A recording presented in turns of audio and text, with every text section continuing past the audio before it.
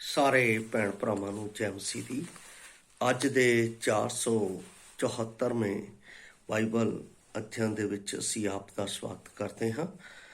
ਇਸ ਤੋਂ ਪਹਿਲਾਂ ਕਿ ਅਸੀਂ ਬੁਲਾਹਟ ਦੇ ਇਸ 5ਵੇਂ ਭਾਗ ਦੇ ਵਿੱਚ ਜਾਈਏ, ਅਸੀਂ ਪ੍ਰਾਰਥਨਾ ਵਿੱਚ ਜਾਵਾਂਗੇ। ਦਿਆਲੂ ਪ੍ਰਭੂ, ਅਸੀਂ ਤੇਰਾ ਸ਼ੁਕਰਗੁਜ਼ਾਰ ਕਰਦੇ ਹਾਂ ਕਿ ਅੱਜ ਦਾ ਦਿਨ ਆਪਨੇ ਸਾਨੂੰ ਦਿੱਤਾ ਹੈ। ਇਸ ਦਿਨ ਵਿੱਚ ਤੇਰੀ ਮਹਿਮਾ, ਤੇਰੀ ਵਡਿਆਈ ਹੋਵੇ ਔਰ ਤੇਰਾ ਹੀ ਨਾਮ ਉੱਚਾ ਹੋਵੇ, ਤੇਰੇ ਨਾਮ ਨੂੰ ਮਹਿਮਾ ਮਿਲੇ। ਅਜਿਹਾ ਹੋਣ ਦੇ ਲਈ ਤੂੰ ਸਾਡੀ ਮਦਦ ਕਰ।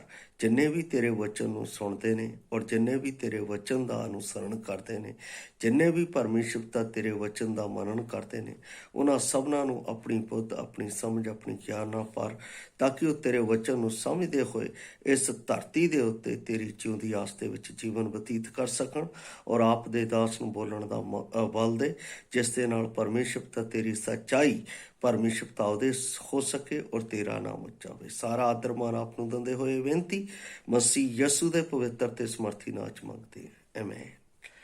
ਪਿਆਰੇ ਅਜ਼ੀਜ਼, ਅਸੀਂ ਪਿਛਲੇ ਕੱਲ ਦੇਖ ਸਕੇ ਹਾਂ ਪਰਮੇਸ਼ਰ ਦੀ ਬਾਣੀ ਦੇ ਵਿੱਚੋਂ ਜੋ ਅਸੀਂ ਵੇਖਿਆ ਹੈ, ਜਿਹੜੇ ਮਸੀਹ ਦੇ ਹਨ ਉਹਨਾਂ ਸਭਨਾਂ ਦੇ ਪ੍ਰਤੀ ਹਾਰਦਿਕ ਪ੍ਰੇਮ ਅਤੇ ਉਸ ਦੇ ਵਚਨ ਵਿੱਚ ਅਟਲ ਰਹਿਣਾ ਅਤੇ ਉਸ ਦੇ ਵਚਨ ਦੇ ਅਨੁਸਰਨ ਕਰਨਾ ਅਤੇ ਵਚਨ ਦੇ ਪਿੱਛੇ ਚੱਲਦਿਆਂ ਹੋਇਆਂ ਸੰਸਾਰ ਨੂੰ ਨਾ ਦੇਖਣਾ, ਇਹ ਗੱਲਾਂ ਅਸੀਂ ਪਿਛਲੇ ਕੱਲ ਕਰ ਚੁੱਕੇ ਹਾਂ। ਅੱਜ ਅਸੀਂ ਦੇਖ ਰਹੇ ਹਾਂ ਉਸ ਦੇ ਪਿੱਛੇ ਚੱਲਣ ਲਈ ਸਭ ਕੁਝ ਤਿਆਗਣਾ।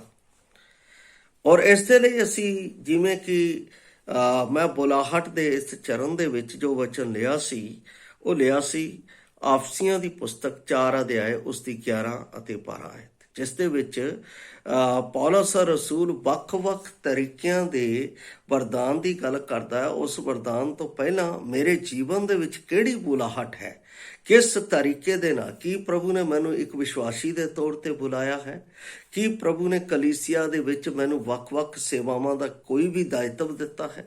ਇਹ ਉਹਨਾਂ ਦੀ ਪਛਾਣ ਦੇ ਲਈ ਅਸੀਂ ਇਹ ਵਚਨ ਪੜ੍ਹਦੇ ਜਾ ਰਹੇ ਹਾਂ, ਜਿਸ ਦੇ ਵਿੱਚ ਅਸੀਂ 4 ਭਾਗ ਦੇਖ ਚੁੱਕੇ ਹਾਂ। ਅੱਜ ਅਸੀਂ ਦੇਖ ਰਹੇ ਹਾਂ ਸਭ ਕੁਝ ਤਿਆਗਣਾ।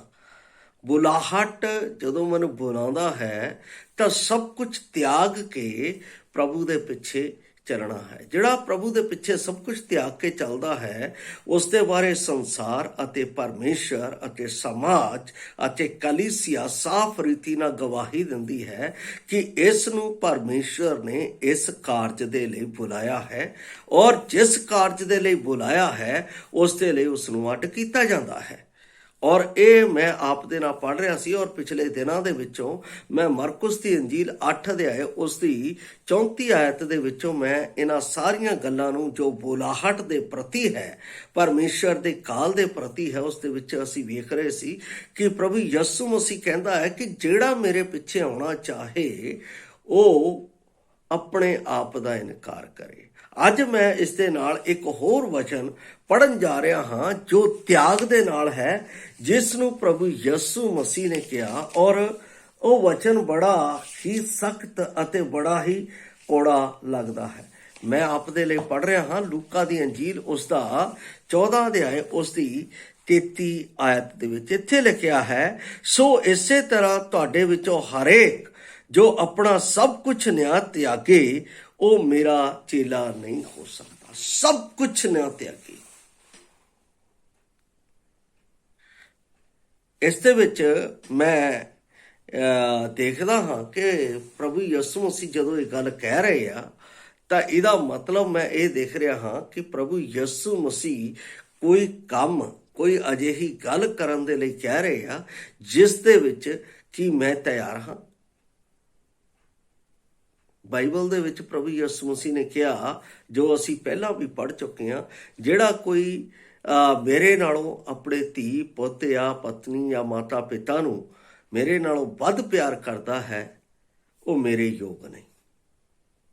ਤਿਆਗਣ ਦੀ ਗੱਲ ਕੀਤੀ ਗਈ ਹੈ। ਤਿਆਗਣ ਇਹਦਾ ਮਤਲਬ ਸਰਵਗਿਆ ਪ੍ਰੇਮ ਅਸੀਂ ਕਿਸ ਨੂੰ ਕਰ ਰਹੇ ਹਾਂ। ਸਰਵਗਿਆ ਅਸੀਂ ਸਭ ਤੋਂ ਪਹਿਲਾ ਹੁਕਮ ਅਸੀਂ ਕਿਸ ਦਾ ਮੰਨ ਰਹੇ ਹਾਂ। ਇਸ ਦਾ ਮਤਲਬ ਸਭ ਤੋਂ ਪਹਿਲਾਂ ਅਸੀਂ ਪਰਮੇਸ਼ਰ ਦੀ ਸੱਚਾਈ ਦਾ ਪਾਲਨ ਕਿੱਥੇ ਕਰ ਰਹੇ ਹਾਂ? ਜੇ ਅਸੀਂ ਇਹ ਕੰਮ ਨਹੀਂ ਕਰ ਰਹੇ ਹਾਂ ਤਾਂ ਪਿਆਰੋ, ਸਾਨੂੰ ਆਪਣੇ ਆਪ ਦੇ ਵਿੱਚ ਸੋਚਣ ਦੇ ਲਈ ਵਿਵਸ਼ ਹੋਣਾ ਪੈਂਦਾ ਹੈ ਕਿ ਪਰਮੇਸ਼ਰ ਨੇ ਮੈਨੂੰ ਬੁਲਾਇਆ ਹੈ ਜਾਂ ਨਹੀਂ। ਜੇ ਵਿਸ਼ਵਾਸੀ ਦੇ ਤੌਰ ਤੇ ਬੁਲਾਇਆ ਹੈ ਤਾਂ ਪਰਮੇਸ਼ਰ ਜਦੋਂ ਵੀ ਮੈਨੂੰ ਕਿਤੇ ਸੰਗਤ ਦੇ ਵਿੱਚ ਬੁਲਾਉਂਦਾ ਹੈ, ਜਦੋਂ ਵੀ ਕਦੇ ਪਰਮੇਸ਼ਰ ਮੈਨੂੰ ਆਪਣੀ ਸੰਗਤੀ ਦੇ ਵਿੱਚ ਜਾਣ ਦੇ ਲਈ ਕਹਿੰਦਾ ਹੈ, ਤਾਂ ਕੀ ਮੈਂ ਉਸ ਦੇ ਲਈ ਤਿਆਰ ਹਾਂ? ਜੇ ਮੈਂ ਉਸ ਦੇ ਲਈ ਤਿਆਰ, ਇਹਦਾ ਮਤਲਬ ਮੈਂ ਪਹਿਲਾ ਅਧਿਕਾਰ ਕਿਹਨੂੰ ਆਪਣੇ ਜੀਵਨ ਦੇ ਵਿੱਚ ਦੇ ਰਿਹਾ? ਪਰਮੇਸ਼ਰ ਨੂੰ ਦੇ ਰਿਹਾ, ਇੱਕ ਵਿਸ਼ਵਾਸੀ ਹੋਣ ਦੇ ਨਾਤੇ। ਜੇ ਨਹੀਂ ਦੇ ਰਿਹਾ ਤਾਂ ਮੇਰੀ ਬੁਲਾਹਟ ਦੇ ਵਿੱਚ ਸਵਾਲੀਏ ਨਿਸ਼ਾਨ ਜ਼ਰੂਰ ਹੈ, ਮੇਰੀ ਬੁਲਾਹਟ ਦੇ ਵਿੱਚ ਪ੍ਰਸ਼ਨ ਚਿੰਨ੍ਹ ਜ਼ਰੂਰ ਹੈ। ਪਰਮੇਸ਼ਰ ਪੁੱਤਰ ਕਿਉਂ ਆਪਣੇ ਚੇਲਿਆਂ ਨੂੰ ਇਹ ਕਹਿ ਰਿਹਾ ਹੈ ਕਿ ਜੇ ਇੱਥੇ ਸਾਫ਼ ਰੀਤੀ ਨਾਲ ਆਪਣਾ ਉਹ ਕਹਿ ਰਿਹਾ ਹੈ, ਸੋ ਇਸੇ ਤਰ੍ਹਾਂ ਤੁਹਾਡੇ ਵਿੱਚੋਂ ਹਰੇਕ ਜੋ ਆਪਣਾ ਸਭ ਕੁਝ ਨਿਆਂ ਤਿਆਗੇ, ਸਭ ਕੁਝ ਨਾ ਤਿਆਗੇ। ਮੈਂ ਕੁਝ ਇਹ ਗੱਲ ਸਮਝਦਾ ਹਾਂ ਪਰਮੇਸ਼ਰ ਦੇ ਵਚਨ ਦੇ ਵਿੱਚ, ਜਦੋਂ ਇਹ ਗੱਲ ਪਰਮੇਸ਼ਰ ਦੇ ਵਚਨ ਦੇ ਵਿੱਚ ਆਉਂਦੀ ਹੈ, ਚੇਲੇਪਨ ਔਰ ਬੁਲਾਹਟ ਦੇ ਵਿੱਚ ਇਹ ਕੁਝ ਕੰਡੀਸ਼ਨਸ ਆਉਂਦੀਆਂ ਨੇ, ਸ਼ਰਤਾਂ ਆਉਂਦੀਆਂ ਨੇ, ਤਾਂ ਮੈਂ ਸਮਝਦਾ ਹਾਂ ਸ਼ਾਇਦ ਸਭ ਤੋਂ ਨਾਪਸੰਦ ਕੀਤੇ ਜਾਣ ਵਾਲਾ ਵਚਨ ਇਹੀ ਹੋਵੇਗਾ। ਜਦੋਂ ਕਿਸੇ ਨੂੰ ਅਸੀਂ ਕਹੀਏ ਨਾ, ਭਾਜੀ, ਭੈਣ, ਬਜ਼ੁਰਗੋ, ਇਹ ਗੱਲ ਪਰਮੇਸ਼ਰ ਦੇ ਵਚਨ ਦੇ ਅਨੁਸਾਰ ਸਹੀ ਨਹੀਂ ਹੈ ਔਰ ਇਹ ਸਾਨੂੰ ਕਰਨੀ ਨਹੀਂ ਚਾਹੀਦੀ ਹੈ, ਪਰਮੇਸ਼ਰ ਦੇ ਲਈ ਤਿਆਗਣੀ ਚਾਹੀਦੀ ਹੈ, ਤਦ ਤੁਸੀਂ ਉਹਨਾਂ ਦਾ ਫੇਸ ਇੰਸਟਰਕਸ਼ਨ ਚੈੱਕ ਕਰ ਸਕਦੇ ਹੋ। ਉਹਨਾਂ ਦਾ ਚਿਹਰਾ ਜਾਂ ਤਾਂ ਤੁਹਾਡੇ ਪ੍ਰਤੀ ਅੰਦਰੋਂ ਬਦਲ ਜਾਏਗਾ, ਜਾਂ ਤੁਹਾਨੂੰ ਨਾਪਸੰਦ ਕਰਨਗੇ, ਜਾਂ ਤੁਹਾਨੂੰ ਮਿਲਣਾ ਹੀ ਨਹੀਂ ਚਾਹਣਗੇ। ਉਹ ਇਹ ਕਹਿਣਗੇ, ਲੈ ਇਹ ਹੋ ਹੀ ਨਹੀਂ ਸਕਦਾ ਸਾਡੇ ਕੋਲੋਂ। ਕਿਉਂ? ਕਿਉਂਕਿ ਉਹ ਸੰਸਾਰ ਨੂੰ ਵੀ ਖੁਸ਼ ਕਰਨਾ ਚਾਹੁੰਦੇ ਹੈ। ਕਿਉਂ? ਕਿਉਂਕਿ ਉਹ ਸੰਸਾਰ ਦੇ ਨਾਲ ਚੱਲਣਾ ਚਾਹੁੰਦੇ ਹੈ। ਕਿਉਂ? ਕਿਉਂਕਿ ਉਹ ਸੰਸਾਰ ਦਾ ਆਦਰ ਮਾਣ ਚਾਹੁੰਦੇ ਹੈ। ਕਿਉਂ? ਕਿਉਂਕਿ ਉਹ ਸੰਸਾਰ ਦੇ ਪ੍ਰੇਮ ਨਾਲ ਲਿਪਤ ਹੈ। ਜਿਹੜੇ ਇਸ ਤਰ੍ਹਾਂ ਹੈ, ਉਹਨਾਂ ਦੇ ਲਈ ਇਹ ਤਿਆਗ ਕਰਨਾ ਬਹੁਤ ਕਠਿਨ ਹੈ, ਬਹੁਤ ਮੁਸ਼ਕਿਲ ਹੈ। ਜਦੋਂ ਪ੍ਰਭੂ ਯਿਸੂ ਮਸੀਹ ਨੇ ਕਿਹਾ ਸੀ ਕਿ ਜਿਹੜਾ ਕੋਈ ਮੇਰੇ ਮਾਂਸ ਅਤੇ ਲਹੂ ਦੇ ਵਿੱਚ ਸਾਂਝੀ ਹੁੰਦਾ ਹੈ, ਉਹ ਮੇਰਾ ਹੈ।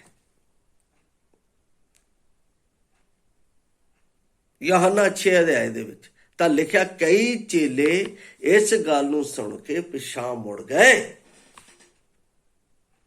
ਔਰ ਕਈ ਕ੍ਰੋਧ ਦੇ ਵਿੱਚ ਬੋਲਦੇ ਗਏ। ਕਿਉਂ ਬੋਲਦੇ ਗਏ? ਕਿਉਂਕਿ ਉਹਨਾਂ ਦੇ ਲਈ ਇਹ ਗੱਲ ਬਹੁਤ ਔਖੀ ਅਤੇ ਮੁਸ਼ਕਲ ਸੀ। ਕਈ ਵਿਅਕਤੀ ਇਦਾਂ ਦੇ ਆ, ਉਹ ਜੀਵਨ ਨੂੰ ਵੀ ਪਾਉਣਾ ਚਾਹੁੰਦੇ ਆ, ਸੰਸਾਰ ਨੂੰ ਵੀ ਰੱਖਣਾ ਚਾਹੁੰਦੇ ਆ। ਬਾਈਬਲ ਦੇ ਵਿੱਚ ਲਿਖਿਆ ਹੈ, ਪ੍ਰਭੂ ਨੇ ਕਿਹਾ ਹੈ, ਕੋਈ ਵਿਅਕਤੀ ਦੋ ਮਾਲਕਾਂ ਦੀ ਸੇਵਾ ਨਹੀਂ ਕਰ ਸਕਦਾ। ਕੋਈ ਵਿਅਕਤੀ ਦੋ ਵਿਅਕਤੀਆਂ ਨੂੰ ਖੁਸ਼ ਨਹੀਂ ਕਰ ਸਕਦਾ। ਉਹ ਇੱਕ ਨਾਲ ਪਿਆਰ ਰੱਖੇਗਾ ਅਤੇ ਦੂਸਰੇ ਨਾਲ ਨਫ਼ਰਤ ਕਰੇਗਾ। ਪਿਆਰੋ, ਜਦੋਂ ਪਰਮੇਸ਼ਰ ਮੈਨੂੰ ਬੁਲਾ ਰਿਹਾ ਹੈ ਅਬਰਾਹਮ ਦੀ ਤਰ੍ਹਾਂ, ਤਾਂ ਮੈਨੂੰ ਕੁਝ ਦੇਖਣ ਦੀ ਲੋੜ ਨਹੀਂ, ਮੈਨੂੰ ਪਰਮੇਸ਼ਰ ਨੂੰ ਦੇਖਣ ਦੀ ਲੋੜ ਹੈ। ਪਰਮੇਸ਼ਰ ਕਿਸ ਗੱਲ ਦੇ ਵਿੱਚ ਪ੍ਰਸੰਨ ਹੈ, ਪਰਮੇਸ਼ਰ ਕਿਸ ਗੱਲ ਦੇ ਲਈ ਮੇਰੇ ਜੀਵਨ ਦੇ ਵਿੱਚ ਭਲਾਈ ਨੂੰ ਚਾਹੁੰਦਾ, ਉਸ ਦੇ ਮਗਰ ਚੱਲਣ ਦੀ ਲੋੜ ਹੈ।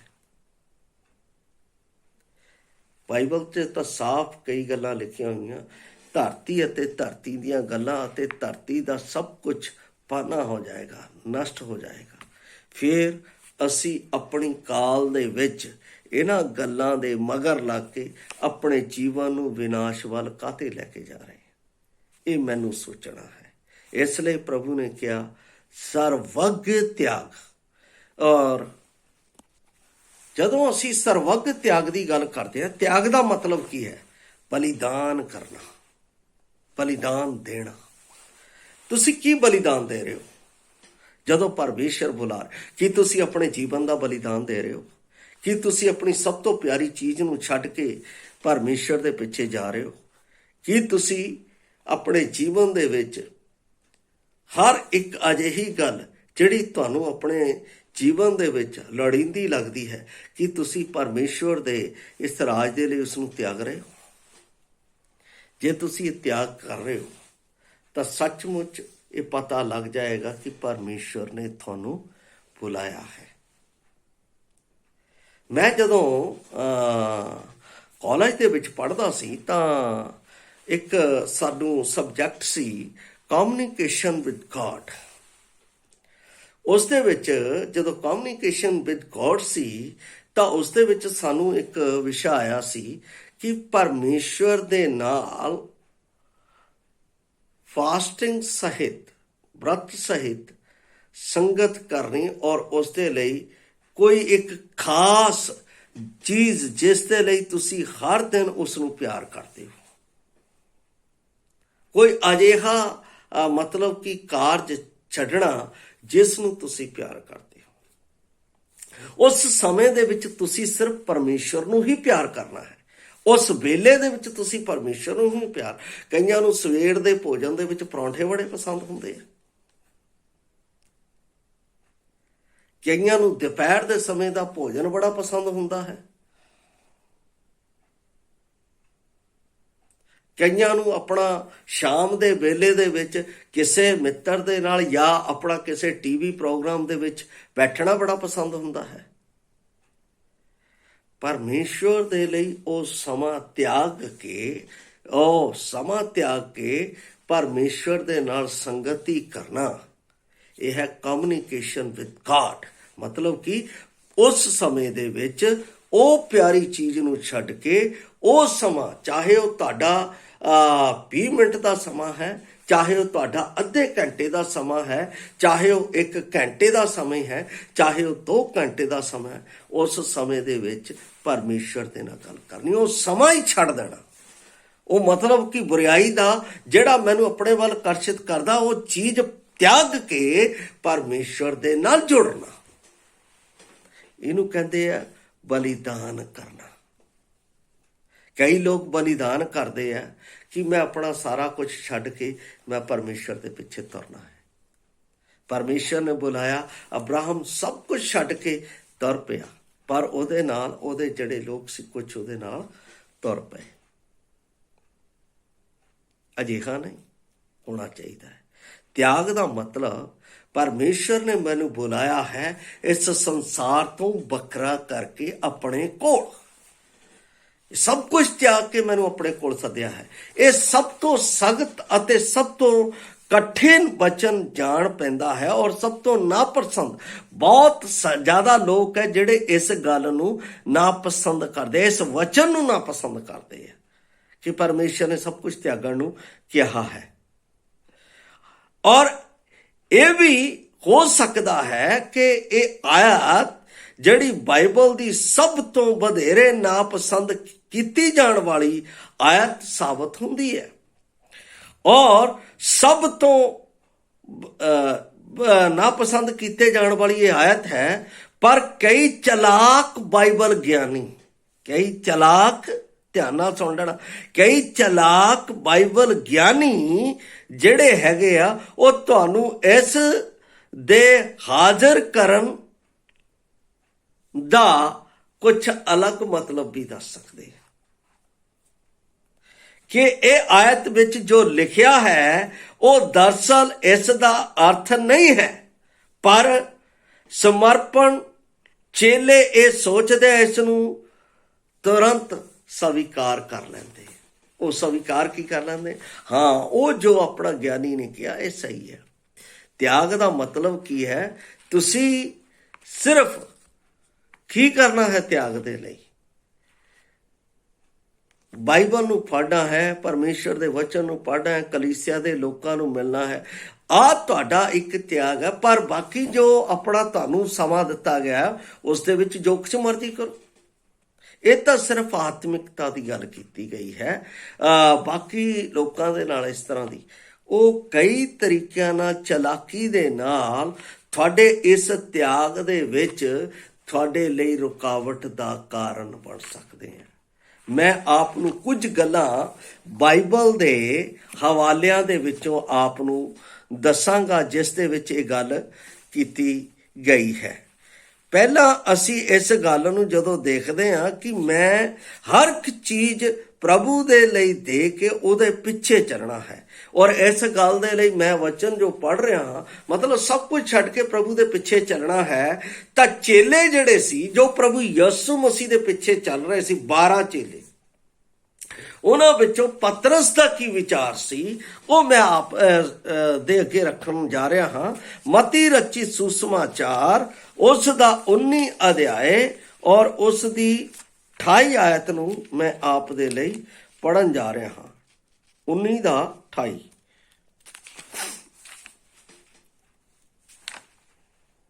27 28 ਕਹਿੰਦਾ ਹੈ, ਤਦ ਪਤਰਸ ਨੇ ਉਹਨੂੰ ਉੱਤਰ ਦਿੱਤਾ, ਵੇਖ ਅਸੀਂ ਸਭ ਕੁਝ ਛੱਡ ਕੇ ਤੇਰੇ ਮਗਰ ਹੋ ਤੁਰੇ ਹਾਂ, ਫਿਰ ਸਾਨੂੰ ਕੀ ਲੱਭੂਗਾ। ਯਿਸੂ ਨੇ ਉਹਨਾਂ ਨੂੰ ਕਿਹਾ, ਦੇਖੋ ਮੈਨੂੰ ਅਤੇ ਆਪ ਨੂੰ ਪ੍ਰਭੂ ਇੱਕ ਵਚਨ ਦੇ ਵਿੱਚ ਤਸੱਲੀ ਦੇ ਰਿਹਾ ਹੈ। ਜਦੋਂ ਅਸੀਂ ਸਭ ਕੁਝ ਤਿਆਗਦੇ ਹਾਂ ਤਾਂ ਪ੍ਰਭੂ ਯਿਸੂ ਮਸੀਹ ਨੇ ਉਹਨਾਂ ਨੂੰ ਕਿਹਾ, ਮੈਂ ਤੁਹਾਨੂੰ ਸੱਚ ਆਖਦਾ ਭਾਈ, ਜਦ ਮਨੁੱਖ ਦਾ ਪੁੱਤਰ ਨਵੀਂ ਸ੍ਰਿਸ਼ਟ ਵਿੱਚ ਆਪਣੇ ਤੇਜ ਦੇ ਸਿੰਘਾਸਨ ਉੱਤੇ ਬੈਠੇਗਾ, ਤਦ ਤੁਸੀਂ ਵੀ ਜੋ ਮੇਰੇ ਮਗਰ ਹੋ ਤੁਰੇ ਹੋ 12 ਸਿੰਘਾਸਨਾਂ ਉੱਤੇ ਬੈਠੋਗੇ ਅਤੇ ਇਸਰਾਇਲ ਦੇ 12 ਗੋਤਰਾਂ ਦਾ ਨਿਆਂ ਕਰੋਗੇ। ਇਹਦਾ ਮਤਲਬ ਪਰਮੇਸ਼ਵਰ ਨੇ ਜਦੋਂ ਮੈਂ ਸਭ ਕੁਝ ਤਿਆਗ ਕੇ ਉਹਦੇ ਪਿੱਛੇ ਚੱਲ ਰਿਹਾ ਹਾਂ ਤਾਂ ਮੇਰੇ ਲਈ ਇੱਕ ਆਦਰ ਦਾ ਸਥਾਨ ਰੱਖਿਆ ਹੋਇਆ ਹੈ।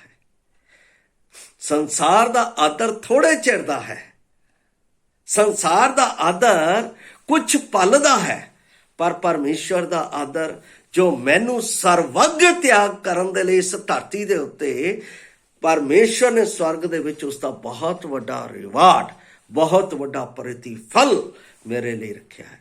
ਦੂਸਰੀ ਗੱਲ ਮੈਂ ਤਿਆਗ ਦੇ ਵਿੱਚ ਦੇਖਦਾ ਹਾਂ, ਜਦੋਂ ਪਰਮੇਸ਼ਵਰ ਨੇ ਮਤੀ ਨੂੰ ਸੱਦਿਆ, ਕਮ ਫੋਲੋ ਮੀ, ਇਹਦਾ ਮਤਲਬ ਮੇਰੇ ਪਿੱਛੇ ਹੋ ਲੈ।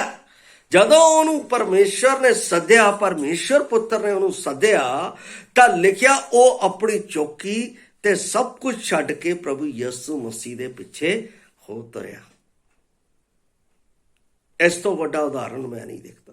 ਦੇਖੋ ਉਹ ਟੈਕਸ ਕਲੈਕਟਰ ਸੀ, ਉਹ ਆਪਣਾ ਟੈਕਸ ਕਲੈਕਟਰ ਦਾ ਮਤਲਬ ਜਿਹੜਾ ਚੁੰਗੀ ਲੈਣ ਵਾਲਾ ਹੁੰਦਾ ਹੈ, ਜਿਹੜਾ ਇਨਕਮ ਟੈਕਸ ਦਾ ਆਪਣਾ ਲੈਂਦਾ ਹੈ, ਉਹਦਾ ਸਭ ਤੋਂ ਵੱਡਾ ਆਦਰ ਦਾ ਸਥਾਨ ਹੁੰਦਾ ਹੈ।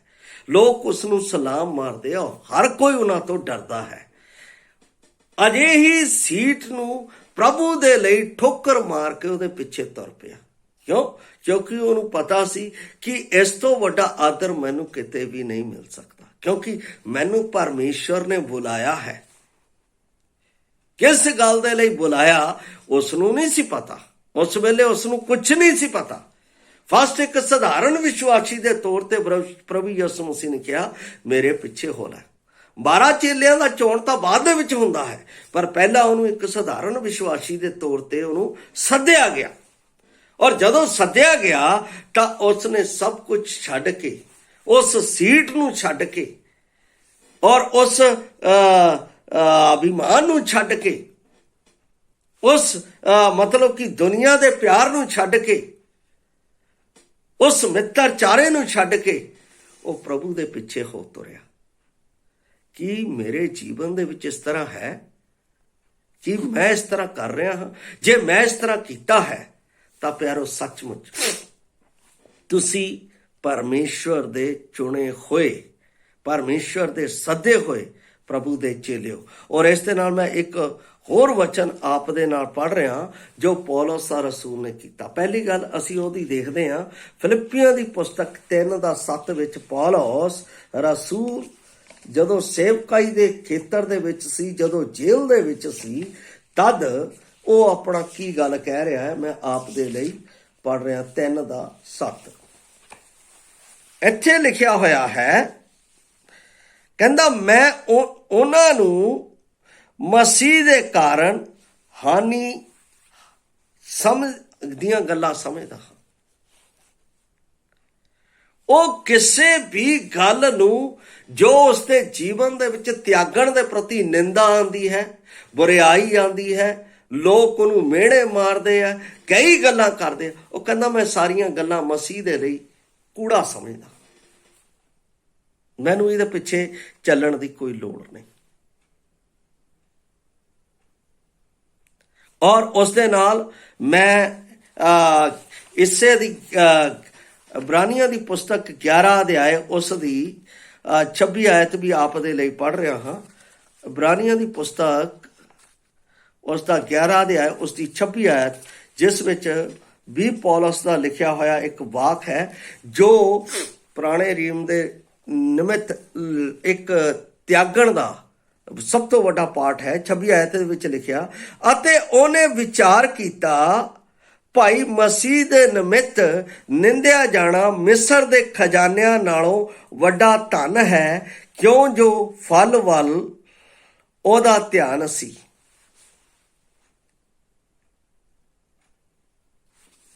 ਮੂਸਾ ਨੂੰ, ਇਹ ਮੂਸਸ ਦੇ ਬਾਰੇ ਆਪਣਾ ਗੱਲ ਕਰ ਰਿਹਾ ਹੈ।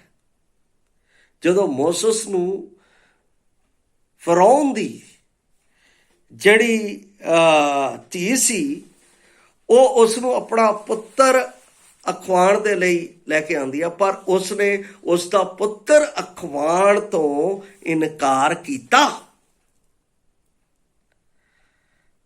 ਕਿਹਦੇ ਲਈ? ਪਰਮੇਸ਼ਵਰ ਦੇ ਕੋਲੋਂ ਬੜਾ ਪ੍ਰਤੀਫਲ ਪ੍ਰਾਪਤ, ਕਿਉਂਕਿ ਪਰਮੇਸ਼ਵਰ ਨੇ ਮੋਸਸ ਨੂੰ ਸੱਦ ਲਿਆ ਸੀ।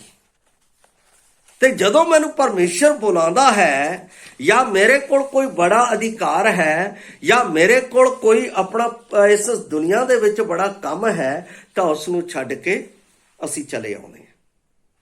ਮੈਂ ਬਹੁਤ ਸਾਰੀਆਂ ਅਜਿਹੀਆਂ ਗਵਾਹੀਆਂ ਨੂੰ ਜਾਣਦਾ ਹਾਂ ਜਿਨ੍ਹਾਂ ਨੇ ਆਪਣੀ ਪ੍ਰਭੂ ਦੇ ਜਦੋਂ ਬੁਲਾਇਆ ਆਪਣੀ ਨੌਕਰੀ ਨੂੰ ਛੱਡ ਕੇ ਆ ਗਏ। ਬੜੀ ਨੌਕਰੀ, ਇੰਜੀਨੀਅਰਿੰਗ ਪਾਲ, ਜਿਨ੍ਹਾਂ ਨੇ ਇੰਜੀਨੀਅਰਿੰਗ ਕੀਤੀ, ਉਹਨਾਂ ਨੂੰ ਛੱਡ ਕੇ ਉਹ ਪ੍ਰਭੂ ਦੇ ਕੋਲ ਆ ਗਏ। ਕਈ ਮੈਂ ਅਜਿਹੇ ਪ੍ਰਭੂ ਦੇ ਲੋਕ ਜਿਹੜੇ ਸਧਾਰਨ ਵਿਸ਼ਵਾਸੀ ਪ੍ਰਭੂ ਦੇ ਵਚਨ ਨੂੰ ਸੁਣ ਰਹੇ, ਉਹ ਆਪਣੇ ਰੇਲਵੇ ਟਰੈਕ ਦੇ ਆਪਣੇ ਉਸ ਕਾਰਜ ਨੂੰ ਛੱਡ ਕੇ ਆ ਗਏ। ਜਦੋਂ ਪਰਮੇਸ਼ਰ ਨੇ ਬੁਲਾਇਆ, ਉਹਨਾਂ ਨੇ ਉਸ ਚੀਜ਼ ਦੇ ਨਾਲ ਪਿਆਰ ਨਹੀਂ ਕੀਤਾ। ਆਪਣੀ ਜੌਬ ਨੂੰ ਉਹਨਾਂ ਨੇ ਪ੍ਰਭੂ ਦੇ ਲਈ ਛੱਡ ਦਿੱਤਾ, ਤਿਆਗ ਕਰ ਦਿੱਤਾ ਉਹਦਾ। ਪ੍ਰਭੂ ਦੀ ਸੇਵਾ ਦੇ ਪਿੱਛੇ ਤੁਰ ਪਏ। ਜਦੋਂ ਪਰਮੇਸ਼ਰ ਨੇ ਮੈਨੂੰ ਵੀ ਆਪਣਾ ਪ੍ਰਭੂ ਦੀ ਕਾਲ ਹੋਈ, ਉਸ ਵੇਲੇ ਮੈਂ ਵੀ ਸਭ ਕੁਝ ਤਿਆਗ ਕੇ ਪ੍ਰਭੂ ਦੇ ਪਿੱਛੇ ਤੁਰਿਆ। ਔਰ ਸਾਰੀ ਨਿੰਦਾ ਨੂੰ ਜੋ ਮੇਰੇ ਜੀਵਨ ਦੇ ਵਿੱਚ ਆਈ ਹੈ, ਚਾਹੇ ਰਿਲੇਸ਼ਨਸ਼ਿਪ ਦੇ ਵਿੱਚੋਂ ਆਈ ਹੈ, ਚਾਹੇ ਸਮਾਜ ਦੇ ਵਿੱਚੋਂ ਆਈ ਹੈ, ਚਾਹੇ ਕਿਸੇ ਵੀ ਜਗ੍ਹਾ ਤੋਂ ਆਈ, ਉਸ ਸਭ ਨੂੰ ਮੈਂ ਪ੍ਰਭੂ ਦੇ ਵਿੱਚ ਕੂੜਾ ਸਮਝਿਆ। ਅਤੇ ਕਿਉਂ ਸਮਝਿਆ? ਕਿਉਂਕਿ ਸਵਰਗ ਦੇ ਵਿੱਚ ਮੈਨੂੰ ਇੱਕ ਪ੍ਰਭੂ ਦੇ ਕੋਲ ਰਿਵਾਰਡ, ਇੱਕ ਇਨਾਮ ਦੀ ਮੈਨੂੰ ਆਸ ਹੈ। ਜੇ ਪ੍ਰਭੂ ਨੇ ਆਪ ਨੂੰ ਵੀ ਬੁਲਾਇਆ ਹੈ, ਤਾਂ ਜੇ ਤੁਸੀਂ ਪ੍ਰਭੂ ਦੇ ਲਈ ਸਭ ਕੁਝ ਤਿਆਗਿਆ ਹੈ, ਆਪਣਾ ਸਭ ਤੋਂ ਸਰਵੱਗ ਤਿਆਗਿਆ ਹੈ, ਤਾਂ ਤੁਸੀਂ ਪ੍ਰਭੂ ਦੇ ਕੋਲੋਂ ਉੱਤਮ ਫਲ ਪਾਓਗੇ। ਔਰ ਉਹ ਉੱਤਮ ਫਲ ਮੇਰੇ ਜੀਵਨ 'ਚ ਦਿੰਦਾ ਹੈ। ਜਦੋਂ ਮੈਂ ਸਭ ਕੁਝ ਤਿਆਗ ਕੇ ਪ੍ਰਭੂ ਦੇ ਪਿੱਛੇ ਚੱਲਦਾ ਹਾਂ, ਤਾਂ ਹਰ ਇੱਕ ਚੀਜ਼ ਦੀ ਭਰਪੂਰੀ ਕਰਨ ਦਾ ਸਾਰਾ ਕਾਰਜ ਮੇਰੇ ਪ੍ਰਭੂ ਦੇ ਉੱਤੇ ਆਉਂਦਾ ਹੈ। ਕਿਉਂ? ਪ੍ਰਭੂ ਨੇ ਕਿਹਾ ਹੈ, ਜੇ ਤੁਸੀਂ ਮੇਰੇ ਧਰਮ ਤੇ ਰਾਜ ਦੀ ਖੋਜ ਕਰੋ ਤਾਂ ਇਹ ਵਸਤਾਂ ਤੁਹਾਨੂੰ ਮਿਲ ਜਾਣਗੀਆਂ। ਇਹ ਵਸਤਾਂ, ਇਹਦਾ ਮਤਲਬ ਕੌਣ ਪ੍ਰੋਵਾਈਡ ਕਰੇਗਾ? ਕੌਣ ਮੇਰੇ ਲਈ ਇੰਤਜ਼ਾਮ ਕਰੇਗਾ? ਪਰਮੇਸ਼ਰ, ਪ੍ਰਭੂ। ਅਬਰਾਹਮ ਤੁਰਿਆ, ਅਬਰਾਹਮ ਦੇ ਜੀਵਨ ਦੀ ਹਰ ਚੀਜ਼ ਦਾ ਪ੍ਰਾਵਧਾਨ ਕਿਹਨੇ ਕੀਤਾ? ਪਰਮੇਸ਼ਰ ਨੇ। ਜੇ ਅਸੀਂ ਪ੍ਰਭੂ ਦੇ ਵਿੱਚ, ਉਹਦੇ ਪਿੱਛੇ, ਉਹਦੇ ਸਵਰਗੀ ਰਾਜ ਸੁਸਮਾਚਾਰ ਦੀ ਸੇਵਾ ਦੇ ਪ੍ਰਤੀ ਉਹਦੇ ਪਿੱਛੇ ਜਾ ਰਹੇ ਹਾਂ, ਤਾਂ ਉਸ ਦਾ ਇੰਤਜ਼ਾਮ ਕੌਣ ਕਰੇਗਾ? ਪ੍ਰਭੂ। ਮੈਨੂੰ ਕਿਸੇ ਦੇ ਪਿੱਛੇ ਚੱਲਣ ਦੀ ਲੋੜ ਨਹੀਂ ਹੈ। ਮੈਂ ਜਦੋਂ ਸੇਵਾ ਦੇ ਵਿੱਚ ਆਉਣਾ ਸੀ, ਪ੍ਰਭੂ ਨੇ ਮੈਨੂੰ ਸੇਵਾ ਦੇ ਲਈ ਕਾਲਿੰਗ ਕੀਤੀ। ਪਹਿਲਾਂ ਮੈਂ ਇੱਕ ਵਿਸ਼ਵਾਸੀ ਦੇ ਤੌਰ ਤੇ ਆਇਆ, ਮੈਂ ਉਸ ਦੇ ਵਿੱਚ ਆਪਣਾ ਸਥਿਰ ਬਣ। ਜਦੋਂ ਸੇਵਾ ਦੀ ਕਾਲ ਮੇਰੇ ਪਿੱਛੇ ਆਈ, ਤਾਂ ਮੈਂ ਸੇਵਾ ਦੇ ਪਿੱਛੇ ਤੁਰ ਪਿਆ। ਕਲੀਸਿਆ ਦੇ ਭੈਣ ਭਰਾਵਾਂ ਤੋਂ ਛੁੱਟ ਮੈਂ ਕਿਸੇ ਨੂੰ ਜਾਣਦਾ ਵੀ ਨਹੀਂ ਸੀ। ਮੈਨੂੰ ਕਿਸੇ ਦਾ ਕੋਈ ਪਤਾ ਨਹੀਂ ਸੀ। ਔਰ ਪ੍ਰਭੂ ਦੇ ਵਚਨ ਦੇ ਵਿੱਚ ਮੈਨੂੰ ਇਹ ਵਚਨ ਮਿਲਿਆ ਸੀ, ਨਾ ਡਰ, ਮੈਂ ਤੇਰੇ ਅੰਗ ਸੰਗਾ, ਇੱਧਰ ਉੱਧਰ ਨਾ ਤੱਕ, ਮੈਂ ਤੇਰਾ ਪਰਮੇਸ਼ਰ। ਮੈਨੂੰ ਜਦੋਂ ਮੈਂ ਪਰਮੇਸ਼ਰ ਦੀ ਸੇਵਾ ਦੇ ਪਿੱਛੇ ਤੁਰ ਪਿਆ ਤਾਂ ਕਈ ਲੋਕ ਕੀ ਕਰਦੇ ਆ, ਉਧਾਰ ਮੰਗ ਲੈਂਦੇ ਆ, ਉਧਾਰ ਚੱਕ ਲੈਂਦੇ ਆ।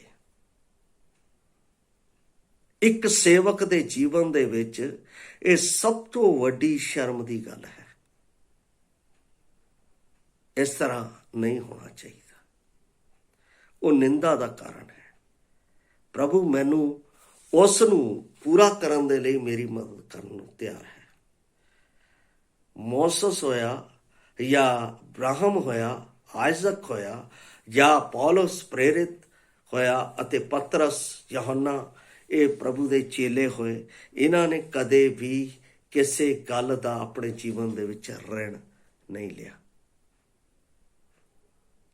ਫਿਰ ਅਸੀਂ ਲੋਕਾਂ ਨੂੰ ਅਸੀਂ ਕੀ ਸਿਖਾ ਸਕਦੇ ਹਾਂ ਕਿ ਪਰਮੇਸ਼ਰ ਨੇ ਤਾਂ ਮੇਰਾ ਸਾਰਾ ਕਰਜ਼ ਉਤਾਰ ਦਿੱਤਾ, ਪਰਮੇਸ਼ਰ ਮੇਰੀ ਆਪਣਾ ਚਿੰਤਾ ਕਰਦਾ ਹੈ। ਫਿਰ ਜੇ ਆਪਣਾ ਉਹ ਕੰਮ ਕਰ ਰਹੇ ਆ ਤਾਂ ਫਿਰ ਮੇਰੀ ਪਰਮੇਸ਼ਰ ਕਿੱਥੇ ਚਿੰਤਾ ਕਰ ਰਿਹਾ? ਇਹਦਾ ਮਤਲਬ ਮੇਰੇ ਉੱਤੇ ਸਵਾਲੀਏ ਨਿਸ਼ਾਨ ਖੜੇ ਹੋ ਜਾਣਗੇ। ਪਰਮੇਸ਼ਰ ਆਪ ਸਾਡਾ ਇੰਤਜ਼ਾਮ ਕਰਦਾ ਹੈ। ਪਰਮੇਸ਼ਰ ਨੇ ਆਪ ਕਈ ਵਿਅਕਤੀ ਮੇਰੇ ਜੀਵਨ ਦੇ ਲਈ ਖੜੇ ਕੀਤੇ ਆ, ਜਿਹੜੇ ਸਾਡੀ ਮਦਦ ਦੇ ਲਈ ਖੜੇ ਆ।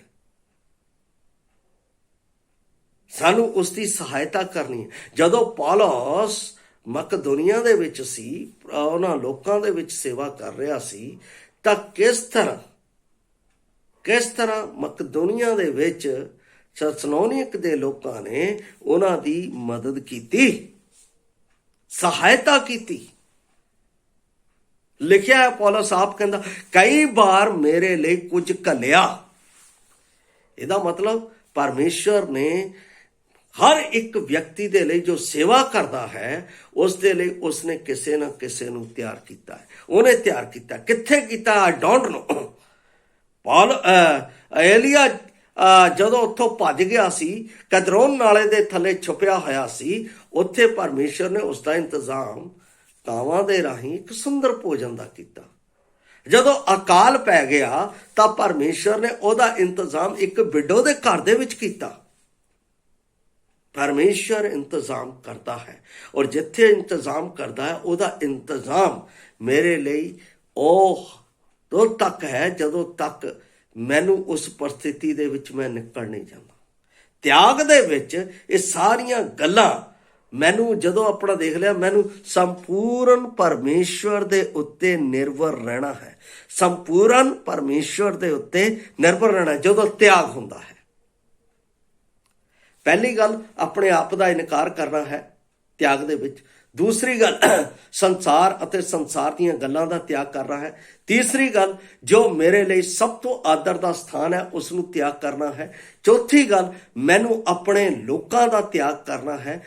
ਪੰਜਵੀਂ ਗੱਲ, ਮੈਨੂੰ ਆਪਣੇ ਜੀਵਨ ਦੇ ਵਿੱਚ ਜਿਹੜੀ ਗੱਲ ਮੈਨੂੰ ਆਪਣੇ ਲਈ ਆਕਰਸ਼ਿਤ ਲੱਗਦੀ ਹੈ, ਸਵਾਦਿਸ਼ਟ ਲੱਗਦੀ ਹੈ, ਉਸ ਦਾ ਤਿਆਗ ਕਰਨਾ ਹੈ। ਜਦੋਂ ਇਹ ਚੀਜ਼ਾਂ ਸੰਸਾਰ ਨੂੰ ਤਿਆਗ ਕਰਕੇ ਮੈਂ ਪਰਮੇਸ਼ਰ ਦੀ ਕਾਲ ਵੱਲ ਵੱਧਦਾ ਹਾਂ ਤਾਂ ਪਰਮੇਸ਼ਰ ਮੇਰੀ ਮਦਦ ਕਰਦਾ ਹੈ, ਕਿਉਂਕਿ ਉਹਨੇ ਮੇਰੇ ਨਾਲ ਵਾਅਦਾ ਕੀਤਾ ਹੈ ਕਿ ਯੁੱਗ ਦੇ ਅੰਤ ਤੱਕ ਸदैव ਮੈਂ ਤੁਹਾਡੇ ਨਾਲ ਹਾਂ। ਮੈਂ ਤੁਹਾਨੂੰ ਨਾ ਕਦੇ ਛੱਡਾਂਗਾ, ਨਾ ਕਦੇ ਤਿਆਗਾਂਗਾ। I am your god. ਫਿਰ ਇਹ ਵਚਨ ਮੇਰੇ ਵਿੱਚ ਸਿੱਧ ਹੁੰਦਾ ਹੈ। ਇਸ ਲਈ ਇੱਥੇ ਜੋ ਸਰਵੱਗ ਤਿਆਗ ਦੀ ਗੱਲ ਪਰਮੇਸ਼ਰ ਪੁੱਤਰ ਨੇ ਕੀਤੀ ਹੈ, ਜਿਹੜਾ ਆਪਣੇ ਆਪ ਦਾ ਤਿਆਗ ਨਹੀਂ ਕਰਦਾ, ਮੇਰੇ ਯੋਗ ਨਹੀਂ। ਇਹਦਾ ਮਤਲਬ ਮੈਨੂੰ ਬੋਲਾਖੜ ਦੇ ਵਿੱਚ ਆਪਣੇ ਆਪ ਦਾ ਭਾਵ ਇਸ ਸੰਸਾਰ ਅਤੇ ਸੰਸਾਰ ਦੀਆਂ ਵਸਤਾਂ ਦਾ ਤਿਆਗ ਕਰਨਾ ਹੈ, ਜਿਸ ਨਾਲ ਮੇਰੀ ਪਛਾਣ ਇੱਕ ਮਸੀਹ ਦੇ ਨਾਲ ਹੁੰਦੀ ਹੈ। ਇੱਕ ਆਖਰੀ ਗੱਲ ਕਹਿ ਕੇ ਮੈਂ ਸਮਾਪਤੀ ਵੱਲ ਜਾਵਾਂਗਾ। ਮੇਰੀ ਵਾਈਫ ਅਤੇ ਉਹਨਾਂ ਨੇ ਸਭ ਕੁਝ ਤਿਆਗ ਕਰਕੇ ਪ੍ਰਭੂ ਦੇ ਪਿੱਛੇ ਆਇਆ। ਇੱਥੇ ਜਦੋਂ ਸੰਸਾਰ ਦੇ ਵਿੱਚ ਰਹਿੰਦੇ ਸੀਗੇ, ਉਹਨਾਂ ਦਾ ਕੋਈ ਵੀ ਇਸ ਤਰ੍ਹਾਂ ਦਾ ਲਾਉਣਾ ਪਾਉਣਾ ਨਹੀਂ ਸੀ ਹੁੰਦਾ, ਤੇ ਜਿਹੜੇ ਆਲੇ ਦੁਆਲੇ ਦੇ ਸਮਾਜ ਦੇ ਲੋਕ ਸੀ ਉਹ ਪੁੱਛਦੇ ਤੁਸੀਂ ਇਦਾਂ ਕਿਉਂ ਕਰਦੇ ਆ। ਔਰ ਉਹ ਆਪਣੇ ਜਿਸ ਤਰ੍ਹਾਂ ਦਿਨਚਰਿਆ ਦੇ ਵਿੱਚ ਪ੍ਰਭੂ ਦੇ ਵਿੱਚ ਜੋ ਵੀ ਅਸੀਂ ਕੱਪੜੇ ਹੁੰਦੇ ਸੀ ਉਹ ਧੋਂਦੇ, ਉਹ ਕਹਿੰਦੇ ਸੀ ਇਸ ਦਿਨ ਤਾਂ ਕੱਪੜੇ ਤੁਸੀਂ ਕਿਉਂ ਧੋਂਦੇ ਆ?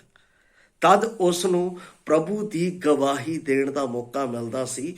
ਉਹ ਆਪਣੇ ਆਪ ਦੇ ਵਿੱਚ ਇੱਕ ਚੱਲਦੀ ਫਿਰਦੀ ਅੰਜੀਲ ਬਣ ਜਾਂਦੇ ਸੀ ਅਤੇ ਲੋਕ ਉਹਨਾਂ ਦੇ ਕੋਲੋਂ ਪ੍ਰਭੂ ਦੇ ਵਚਨ ਨੂੰ ਸੁਣ ਲੈਂਦੇ। ਕੀ ਤੁਸੀਂ ਇਸ ਤਰ੍ਹਾਂ ਕਰ ਰਹੇ ਹੋ? ਕੀ ਤੁਸੀਂ ਤਿਆਗ ਕਰਕੇ ਮਸੀਹ ਦੇ ਲਈ ਨਮੂਨਾ ਬਣੇ ਹੋ? ਜੇ ਇਸ ਤਰ੍ਹਾਂ ਤੁਸੀਂ ਨਮੂਨਾ ਬਣੇ ਹੋ, ਮੇਰੇ ਪਿਆਰਿਆ ਚੀਜ਼, ਤੁਹਾਡੀ ਬੁਲਾਹਟ ਪਰਮੇਸ਼ਰ ਕੋਲੋਂ ਸੱਚੀ ਹੈ ਅਤੇ ਸੰਸਾਰ ਅਤੇ ਸਮਾਜ ਅਤੇ ਕਲੀਸਿਆ ਇਸ ਗੱਲ ਨੂੰ ਸਾਫ਼ ਰੀਤੀ ਨਾਲ ਜਾਣ ਲੈਣਗੇ। ਪ੍ਰਭੂ ਆਪ ਨੂੰ ਇਸ ਬੁਲਾਹਟ ਦੇ ਚਰਨ ਦੇ ਵਿੱਚ ਆਪਣੇ ਆਪ ਨੂੰ ਪਛਾਣ ਕੇ ਉਸ ਦੇ ਪਿੱਛੇ ਚੱਲਣ ਦੇ ਲਈ ਮਦਦ ਕਰੇ। ਜੈ ਮਸੀਹ ਦੀ। ਮਾਰਾਨਾਥਾ।